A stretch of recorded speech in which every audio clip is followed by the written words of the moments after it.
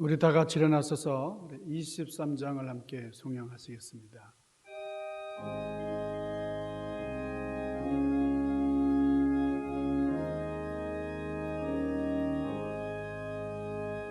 만일이 내게 있으면 그 입 다가지고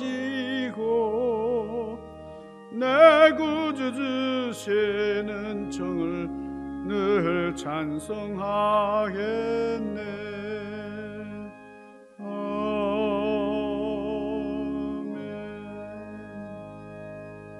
모두 자리에 앉으셔서 우리 함께 기도하시겠습니다. 걸어가시고 신령하신 아버지,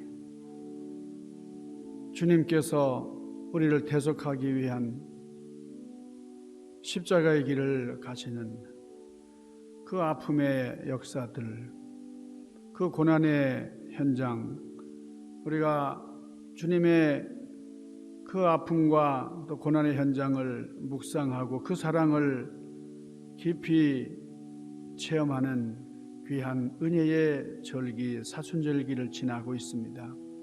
힘들고 어려웠던 코로나 바이러스 사태, 이제 백신이 개발이 되고 또 여러 가지 극복할 수 있는 그런 해결책들이 보이는 소망을 저희들이 바라보고 있습니다. 아버지, 힘들고 어려운 가운데서도 끝까지 인내하면서 승리하는 저희들의 삶을 허락하여 주심을 감사하고 충성하면서 사명자를 감당할 수 있도록 섭리하여 주옵소서. 오늘 이 예배를 온전히 흠양하여 주옵소서. 귀하신 예수님 이름으로 간절히 구하옵나이다. 아멘. 이 하나님의 말씀은 마가복음 14장입니다. 마가복음 14장 66절에서 72절까지 말씀, 마가복음 14장 66절부터 제가 봉독을 하겠습니다.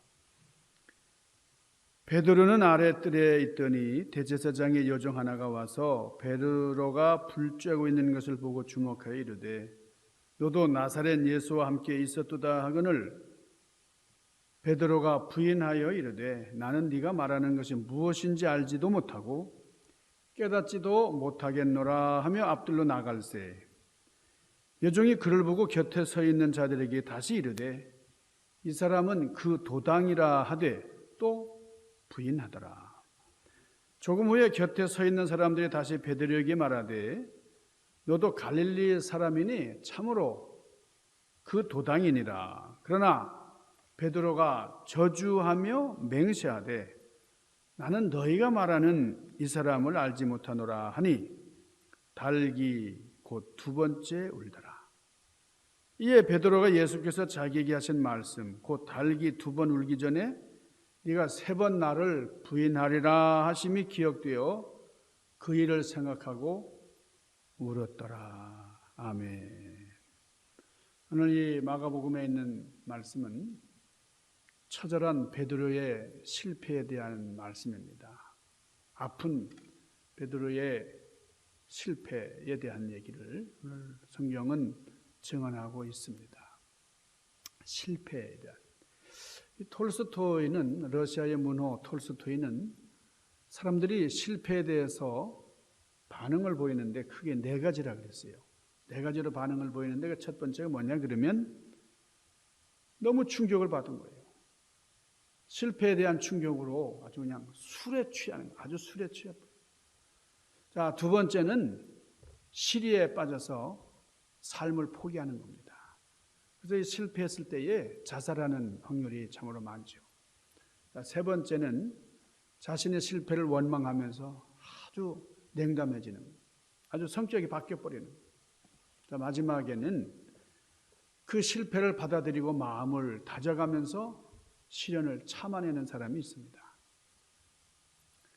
에디슨 같은 사람, 카네기나 처칠, 링컨 같은 우리가 알고 있는 많은 위인들이 성공할 수 있었던 공통된 비결이 실패가 없어서가 아니고 실패했을 때에 그 실패에 미련을 두지 않고 긍정적인 사고를 가졌다 하는 겁니다. 불행한 일이 왔을 때에, 실패가 우리를 찾아올 때에 거기에 매몰되지 않고 긍정적으로 소망 가지고 나아가는 그런 사람들이 성공을 했다는 것이죠. 우리 인생 삶이라는 것은 요술이나 마술이 아니에요. 우리가 살다 보면 업앤다운이 반드시 있어요. 행복한 순간이 있고 기쁨의 순간이 있지만, 그러나 고난과 실패의 자리에 빠질 때도 있습니다. 언제나 기쁘기만 한 거 아니고 언제나 또 슬프기만 한 게 아니죠. 그렇기 때문에 사람들은 저마다 이 실패에 대한 대비책을 강구합니다. 그래서 이 실패에 대한 대비책, 그것을 고안한 사업이 바로 보험업, 건강보험, 사고보험, 노후생활보험, 화재보험, 사망보험, 이 LA는 지진보험도 있고요. 아주 다양한 보험이 있습니다. 물론 이렇게 보상을 받을 수 있는 제도가 있습니다만, 그러나 이 실패라고 하는 것은 돈으로 해결될 수 있는 게 결코 아닙니다. 돈으로 어느 정도의 보상은 받을 수 있죠. 하지만 실패 자체를 보상받을 수 있는 게 아니기 때문에, 그래서 이 실패했을 때는 참 스스로가 미워질 때가 있어요. 자신이 미워질 때가 있어요. 저도 참 스스로 저 자신을 미워할 때가 있습니다. 언제 그런 거 하니, 제가 한 약속, 제가 스스로 결심을 하고 결단을 했는데 그걸 지키지 못하는. 예를 들어서 나는 매일 30분씩 기도할 것이다. 그리고 매일 1시간 이상 성경을 묵상하겠다. 그렇게 결심을 하는데 한 달이 못 되어서 결심이 무너질 때에 저 자신이 미워집니다. 오늘 본문 말씀 속에서 철저하게 실패했던 베드로, 이 베드로가 얼마나 자기 자신을 미워하고 있는가 하는 것을 이제 보게 됩니다. 오늘 말씀은 마가복음인데, 이 마가복음은 누가 기록했죠? 마가가 기록했죠. 마가가 기록했기 때문에 마가가 전한 복음서 마가복음입니다. 그런데 마가가 기록하긴 했지만은 베드로가 일러준 대로 기록한 책입니다. 마가는 원래 12제자가 아니었어요. 예수님께서 제자들과 함께할 당시에는 이 마가는 아주 어렸기 때문에 12제자가 될 수 없었습니다. 그래서 예수님의 행적, 예수님의 어떤 그 삶, 이 모든 것들을 자세하게 알 수가 없어요. 그래서 예수님의 말씀을 직접 본 것 같은 일은 옆에서 생생하게 기록을 한 것 같은데, 그러나 사도가 아니었기 때문에 이 마가는 그것을 생생하게 기록할 수 없는 상황이었는데, 이 마가복음을 보면 얼마나 생생한지 말이죠. 어떻게 이렇게 상세하게 복음서를 기록할 수가 있었을까? 베드로가 일러준 거예요. 베드로가 마가에게 일러준 겁니다. 베드로전서 5장 13절에 보면 베드로가 이 마가를 부를 때 내 아들 마가 그랬어요. 자신의 아들, 친아들처럼 언제든지 이 마가를 데리고 있었어요. 그렇게 사랑했어요. 사도 바울에게 디모데가 있었던 것처럼 베드로에게는 마가가 있습니다. 이 마가복음은 사복음서 중에도 가장 먼저 기록된 복음서죠. 공관복음 중에서 이 기사의 순서가 너무 정확하고 또 일치하고, 그래서 이 주님의 생애를 파악하는 토대가 되어 있습니다. 그래서 이 마가복음을, 이 복음서를 기록한 아주 기준으로 이렇게 얘기들을 많이 하는데요. 그래서 이 마가복음은 비록 마가가 사도는 아니었지만은 베드로가 직접 증언한 그것을 그대로 반영하는 것이기 때문에 이 마가복음을 일컬어서 베드로의 복음, 이런 별명이 붙어 있습니다.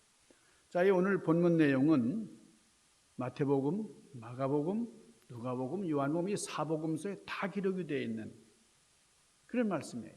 그런데 유독 이 마가복음이 베드로가 예수님을 부인한 사건을 다른 복음서보다 더 확실하게, 더 상세하게, 아주 세세하게 기록을 해놨어요. 그 왜 그러느냐? 베드로 자신이 자기 자신을 미워하면서 내가 예수님을 부인하고 내가 이렇게 실패했다, 회개하는 심정으로 고백했다 하는 것을 나타내고 있는 증거입니다.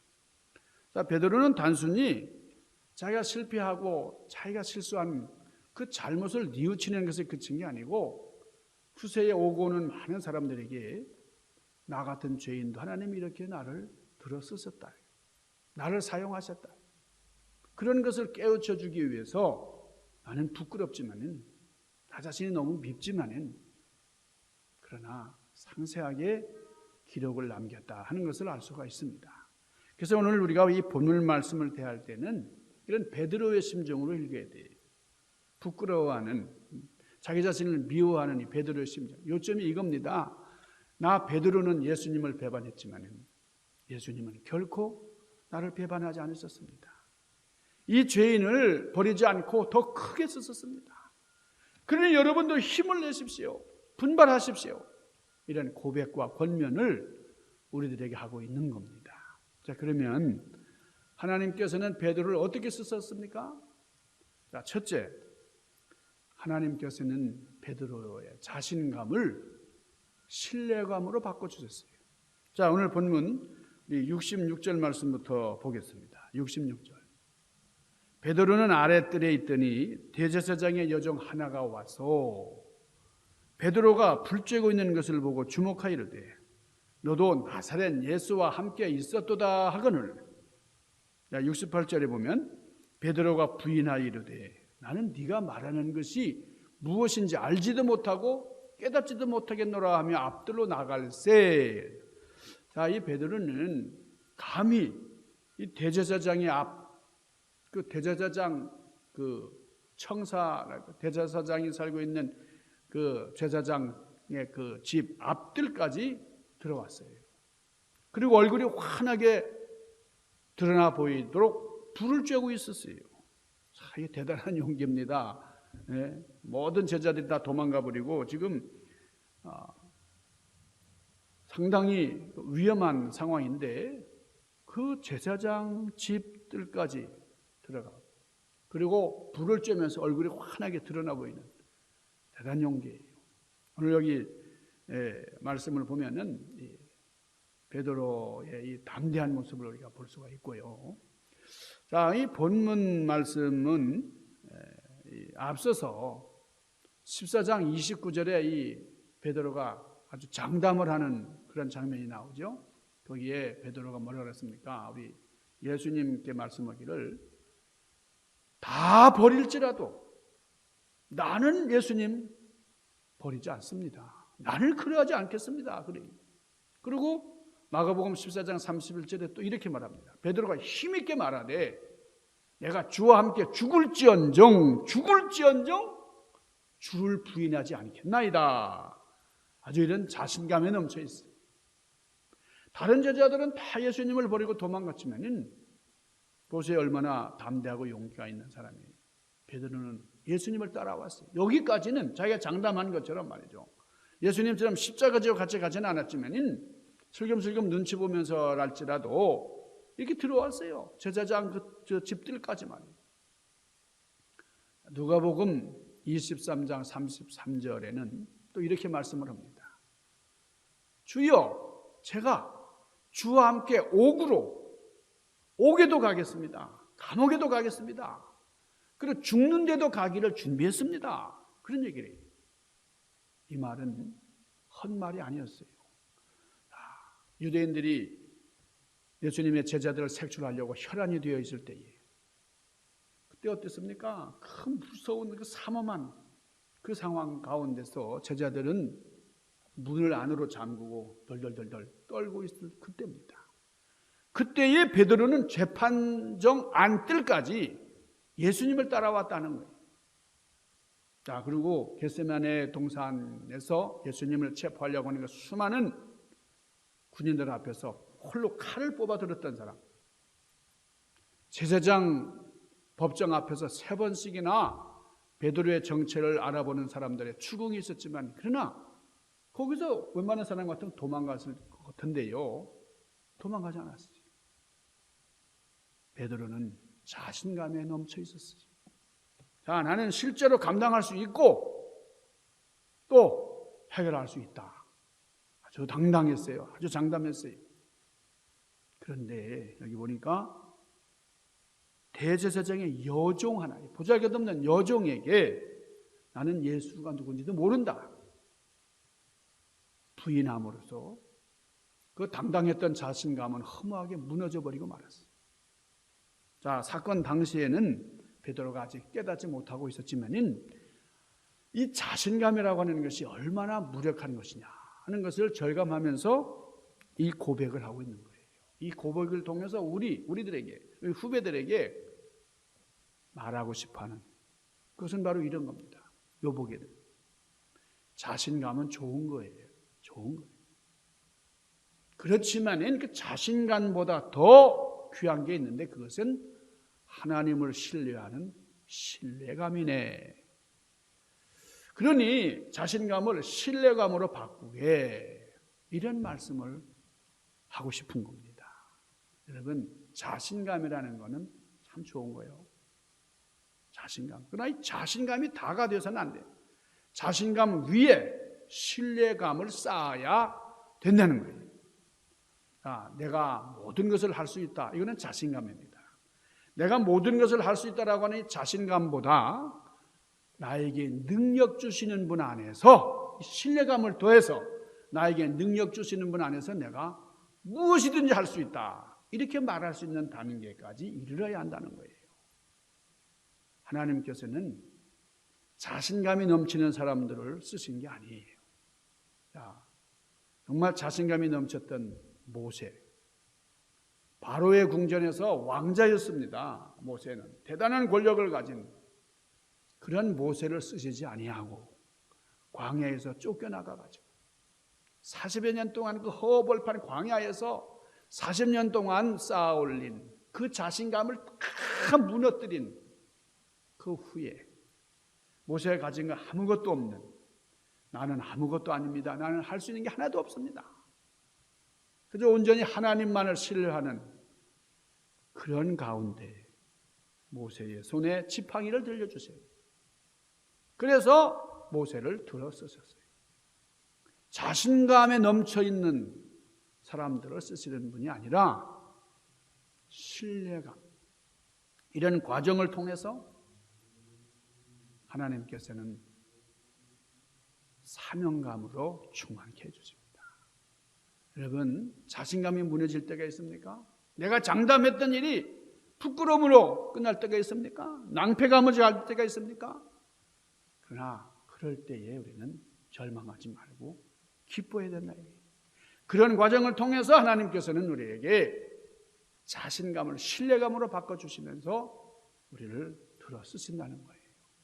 오늘 이 본문 말씀에서 베드로의 자신감을 무너뜨리시고 베드로 속에 하나님을 신뢰하는 신뢰감을 충만하게 넣어주셨던 것처럼 우리도 우리 자신을 무너뜨리면 우리 속에 하나님께서는 하나님을 전적으로 의지할 수 있는 신뢰감을 주신다 하는 거예요.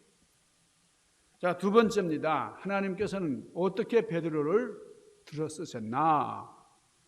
하나님께서는 베드로의 참 마음을 알아주셨습니다. 자, 오늘 본문 말씀이 69절. 여종이 그를 보고 곁에 서 있는 자들에게 다시 이르되 이 사람은 그 도당이라 하되 70절입니다. 또 부인하더라. 또 부인해. 조금 후에 곁에 서 있는 사람들이 다시 베드로에게 말하되 너도 갈릴리 사람이니 참으로 그 도당이니라. 그러나 베드로가 저주하며 맹세하되 저주까지 하고 맹세하면서 나는 너희가 말하는 이 사람을 도저히 알지 못하니라 그러는 거예요. 자, 어쩌면 좋습니까? 그렇게 자신감에 넘쳤던 베드로가 이렇게 예수님은 이럴 줄 아시고 미리 자세하게 가르치셨습니다. 누구든지 나를 따라오려거든 자기를 부인하고 나를 알아라. 그러셨어요. 자기 부인. 그런데 지금 베드로는 자기 부인을 해야 되는데요.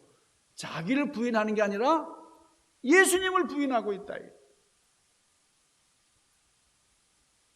그것도 3번씩이나 맹세하고 저주까지 하면서 돌이킬 수 없을 정도로 분명하게 예수님을 부인했던 겁니다.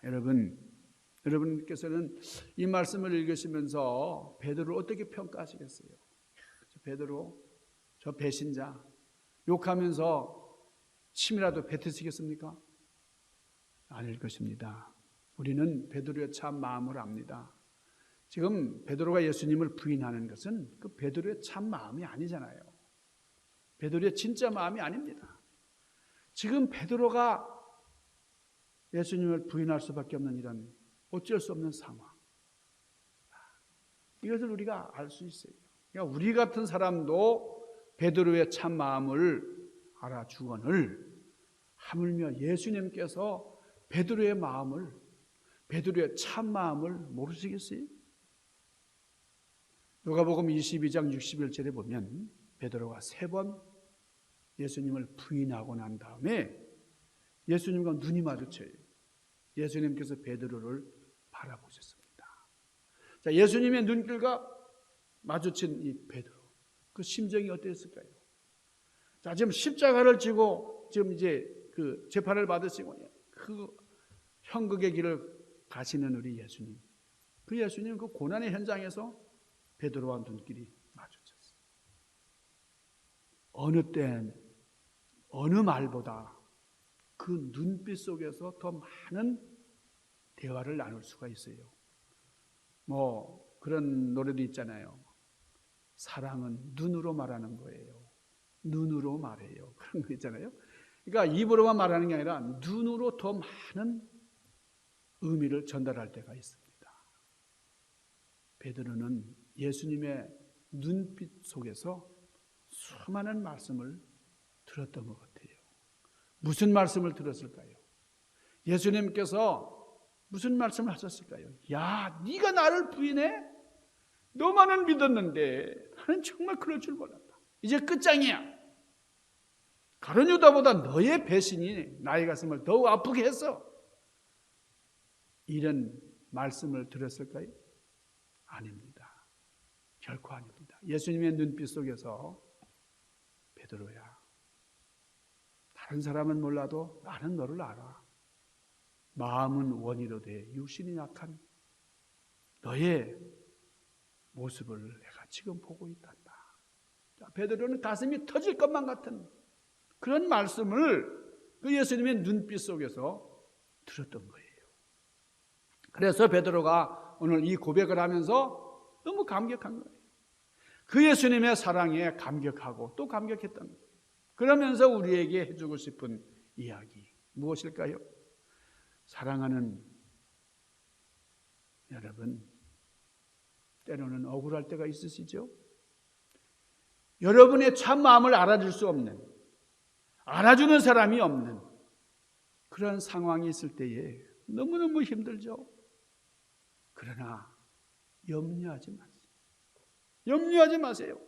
다른 사람을 몰라도 우리 주님께서 여러분의 참 마음을 알아주십니다. 끝까지 진실한 마음만 가지고 있으십시오. 오늘 베드로는 이런 말을 우리에게 해주고 있는 겁니다. 자, 3번째, 하나님께서는 베드로를 어떻게 쓰셨나? 베드로에게 새 인생을 주셨어요. 새 인생. 자, 마지막 여기 72절, 오늘 본문 말씀 72절. 달기 곧 2번째 울더라. 이에 베드로가 예수께서 자기에게 하신 말씀, 곧 달기 2번 울기 전에 네가 3번 나를 부인하리라 하심이 기억되어 그 일을 생각하고 울었더라. 자, 여기서 베드로의 눈물, 이 눈물은 결코 부끄러운 눈물이 아닙니다. 아주 값진 눈물이었어요. 왜냐하면 예수님의 말씀이 생각이 나서 울었다 그랬잖아요. 여러분, 가룟 유다는 예수님을 배신한 다음에 후회했습니다. 자책했어요. 그러나 예수님의 말씀으로 돌아오지 않았고 그 자괴심 때문에 괴로워하다가 목매서 자살로 그의 생을 마감하고 말았잖아요. 그러나 베드로는 달랐습니다.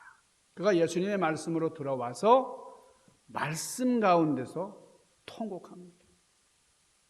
지금 베드로의 마음속에는 내가 자기가 부인했던 그 예수님의 말씀이 되살아나는 거예요. 부인하면 할수록 베드로의 가슴 속에 또렷또렷 예수님의 말씀이 되살아나는 겁니다. 전설에 의하면은 이 베드로는 새벽닭 울음소리만 들리면 그 새벽닭 우는 소리를 들을 때마다 베드로는 울었다는 거예요. 이 베드로의 울음은 거듭남을 의미하는 겁니다. 정말 그 후로 베드로는 정말 목숨을 걸고 예수님의 수제자로서 부끄러움이 없는 새 인생을 살아갔던 겁니다. 자, 새벽 닭, 이거는 새날의 시작이에요. 새벽 닭의 울음과 함께 베드로의 울음은 새 인생의 시작이 됐습니다. 아브라함을 보십시오, 여러분. 그는 부인을 누이라고 속이는 실수를 했던 사람이잖아요. 이삭도 보세요. 부전자전이라고 했습니까? 아버지가 한 실수를 똑같이 저질렀던 사람. 그리고 야곱을 보세요. 아주 간사하고 속임수를 잘 쓰는 허물 많은 인간이었어요. 그러나 하나님께서는 이렇게 허물이 많고 실수가 많은 사람들을 들어서 구원의 역사를 계속하신다 하는 거예요. 오늘 베드로 사도는 우리에게 이렇게 말하고 있는 것 같습니다. 사랑하는 나성중앙교회 성도 여러분, 이 베드로는 예수님을 배반했지만 그러나 예수님께서는 결코 배반하지 않으셨습니다. 도리어 저에게 새로운 인생을 허락하셨어요. 하나님의 위대하신 일을 행하도록 역사하셨습니다. 저를 쓰셨던 하나님께서 여러분을 택하셔서 구원의 역사를 이루려 하십니다. 그러니 자신감 대신에 신뢰감을 가지십시오. 이렇게 베드로는 강하게 우리에게 말씀하고 있는 겁니다. 사랑하는 여러분, 베드로를 생각하면서 우리 어떻습니까? 우리도 베드로와 같은 인생이에요. 우리는 예수님을 3번만 부인한 게 아니라 수없이 주님을 부인하면서 살아요. 그래도 예수님께서는 받아주시고 우리를 사용하십니다. 여러분, 이 코로나 바이러스를 비롯해서 여러 가지 어려운 일들이 우리 주변에 많이 이제 밀려오는데, 그러나 이럴 때일수록 실패할 자리에 서기가 쉬운 우리의 상황 가운데서도 신뢰감을 가지고 하나님께 크게 쓰임받는 그런 여러분들 되시기를 주님의 이름으로 간절히 축원합니다. 기도하십시다. 거룩하신 아버지, 신령하신 주님, 오늘 베드로는 이렇게 주님을 부인할 수밖에 없었습니다. 자신감으로 충만했고 용기 있던 베드로였지만, 그러나 그 장담과 그 자신감이 순식간에 허물어지고 말았습니다. 오늘 우리가 언제든지 주님을 배신하지 않겠다고, 부인하지 않겠다고, 끝까지 충성하겠다고 다짐하며 결단하였어도 우리는 정말 실패하면서 예수님을 부인할 때가 참으로 많습니다. 이런 우리를 주님 굳건히 붙잡아 주시고 새로운 인생으로 용기 있게 걸어갈 수 있도록 신뢰감을 덧입혀 주시옵소서. 귀하신 예수님 이름으로 간절히 구하옵나이다. 아멘.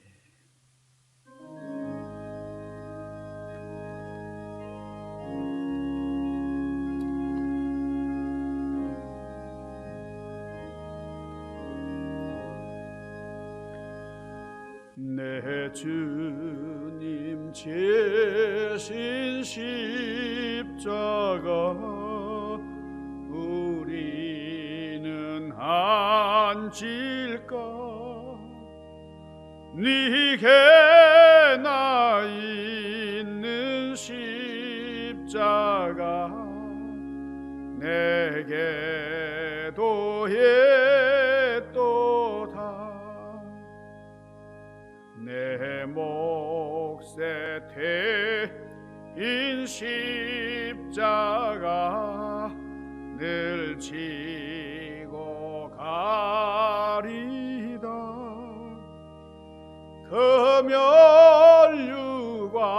금연유관을 쓰려고 저 천국 가겠네. 아멘.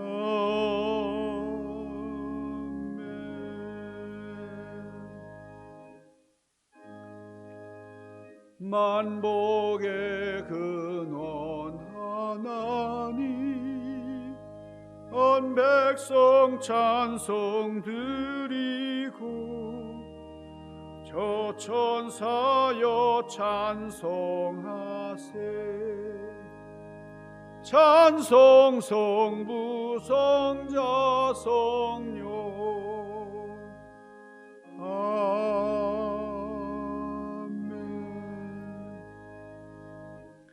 손녀 리디아 생일 감사합니다. 김광진 장로님, 김한희 권사님 손녀 생일을 맞아서 감사 예물 봉헌하셨습니다.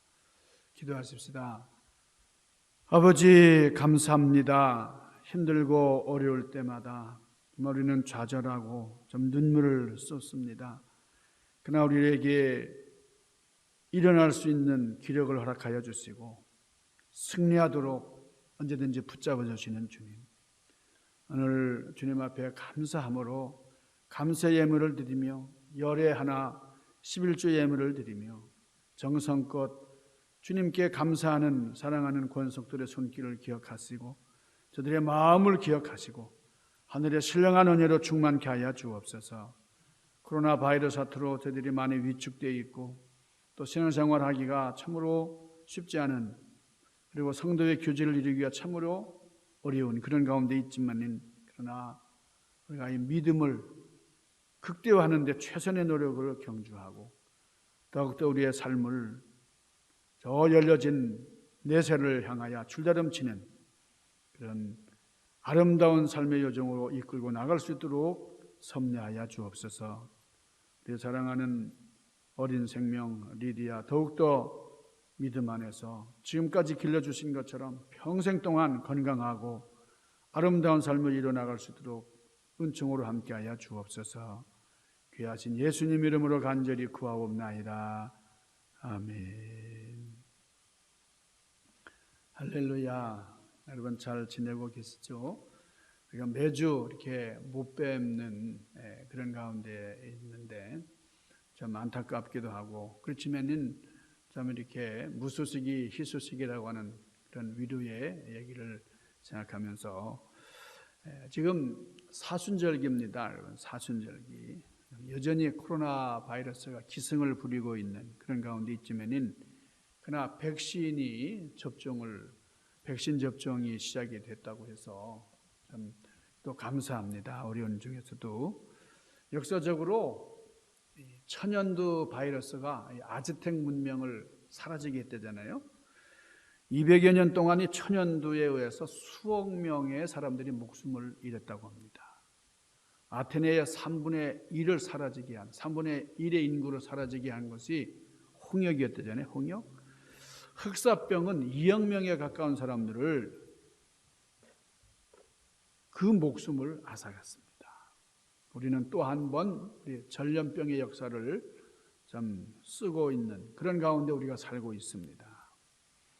이 백신이라고 하는 이름, 이거는 루이 파스테르가 붙인 이름이죠. 이 백신.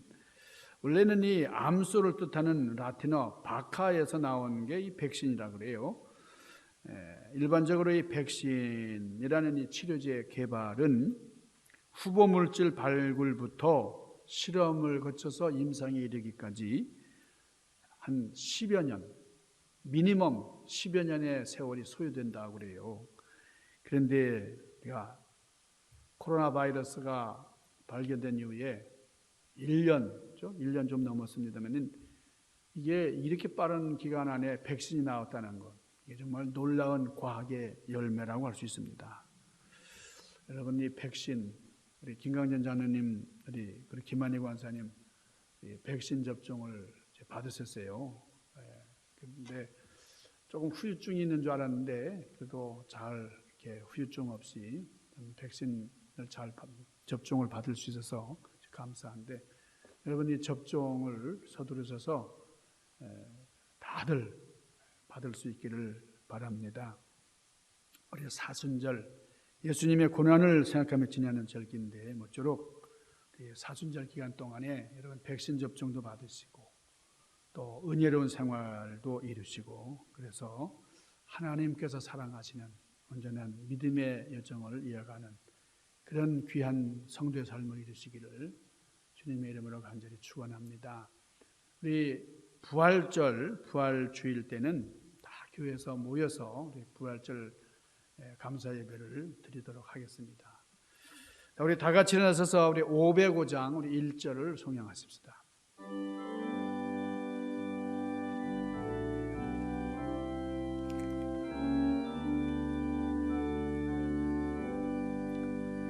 온 세상 위하여 나 복음 전하리, 만 백성 모두 나와서 주 말씀 들으라. 죄 중에 빠져서 헤매는 자들아, 주님의 음성 듣고서 너 구원 받으라. 전하고 기도해 매일 증인 되리라. 세상 모든 사람 다 듣고 그 사랑 알도록. 이제는 우리 주님 예수 그리스도의 은혜와 하나님 아버지의 극진하신 사랑과 성령님의 인도하심과 교통하심, 교제하심의 역사하심이 우리 가운데 늘 함께 하옵시기를 간절히 축원하옵나이다. 아멘.